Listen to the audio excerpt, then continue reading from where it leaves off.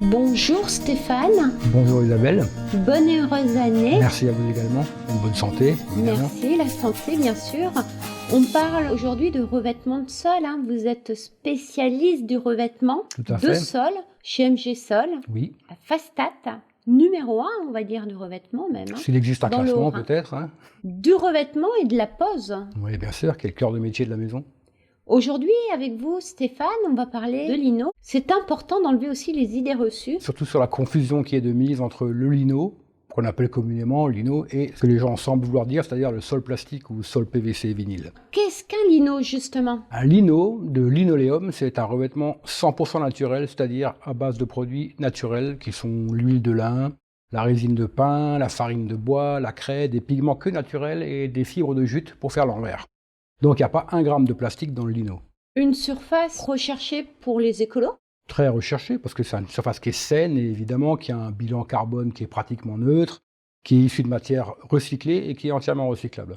On peut dire aujourd'hui qu'on a le choix aussi des couleurs, des Absolument. motifs proposés. Oui, tout à fait. C'est des palettes de couleurs très vives. Le lino a généralement un moirage très caractéristique, uni, avec des couleurs très vives, mais il existe également aujourd'hui beaucoup de dessins. On parle également d'une fabrication Européenne, évidemment. européenne. Ouais, tout à fait. C'est important. C'est Alors, au niveau de la surface, est-elle agréable?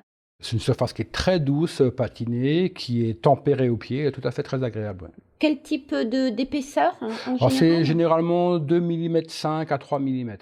Pour la pose, Et le lino, en effet, c'est pas un sol plastique, c'est un produit qui est très technique à poser, qui est un peu rigide, surtout par temps froid, qui demande beaucoup de soins quand même et beaucoup de technicité pour la découpe et pour la pose, donc réservé quand même à l'usage du professionnel en ce qui concerne la pose. le lino se préconise plutôt sur des surfaces non humides. C'est important ça. Tout à fait, plutôt pour les pièces de vie, on va le retrouver aujourd'hui beaucoup dans les crèches, dans les EHPAD, dans Les les écoles. lieux de santé, dans les écoles, mais évidemment beaucoup chez les particuliers. Dans ces pièces de vie, par exemple. Toutes les pièces de la maison, je dirais, hormis la salle de bain, évidemment, puisque le fait qu'il y ait de la farine de bois le rend quand même incompatible avec beaucoup d'humidité.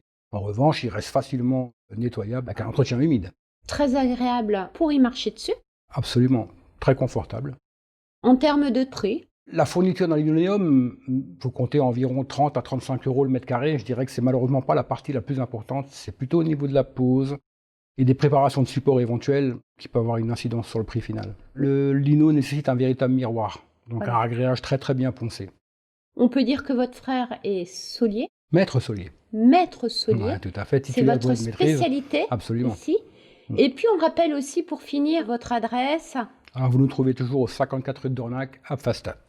votre site Le Stéphane. site internet mgsol.fr. Vous avez également une page Facebook et notre page Google. Vous êtes la référence sur Ma Maison et nous, C'est- partenaire de qualité de choix. Merci beaucoup. Et on vient souvent chercher, on va dire, des conseils et des astuces pour l'ensemble de notre communauté ici. Toujours avec plaisir. Et on se dit à très vite. À très bientôt. Merci. Au revoir.